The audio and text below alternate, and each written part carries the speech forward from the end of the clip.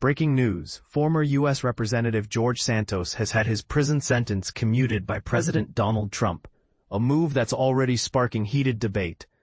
This decision comes after Santos was convicted of serious charges, including fraud and identity theft.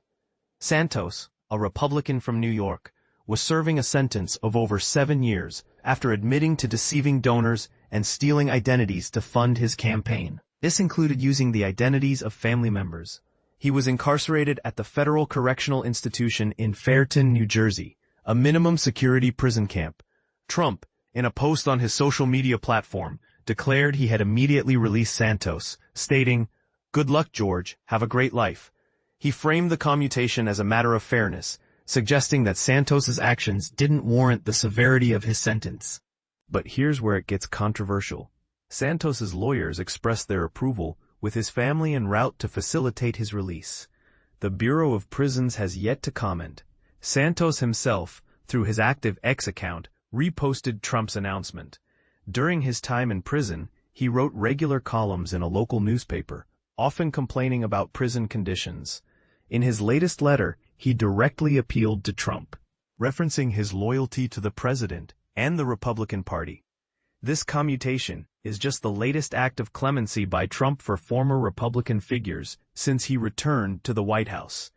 He previously pardoned former U.S. Representative Michael Grimm and former Connecticut Governor John Rowland. However, in Santos's case, the move is particularly striking because it rewards a figure who has been widely criticized within his own party. Santos, who was the first openly gay Republican elected to Congress in 2022, served less than a year after revelations of his fabricated life stories surfaced. And this is the part most people miss. Santos had claimed to be a successful Wall Street consultant with significant real estate holdings. However, he never graduated from college and had never worked at the companies he claimed. He also falsely presented himself as Jewish.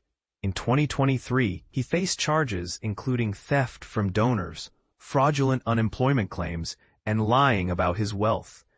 He was subsequently expelled from the U.S. House of Representatives, with a significant number of Republicans joining Democrats in the vote. Santos pleaded guilty just before his trial was set to begin. Even so, some figures, such as U.S. Representative Marjorie Taylor Greene, supported the commutation, calling the sentence unjust. However, others, like U.S. Representative LaLota, criticized the decision, arguing that Santos's actions deserved a longer sentence and that he should demonstrate remorse. Controversy alert. Trump justified his decision by comparing Santos's actions to misleading statements made by U.S. Senator Richard Blumenthal about his military record.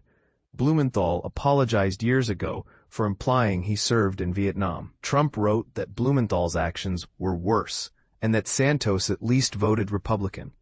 What do you think about this decision? Do you agree with Trump's assessment, or do you believe Santos's actions warranted a longer sentence? Share your thoughts in the comments below.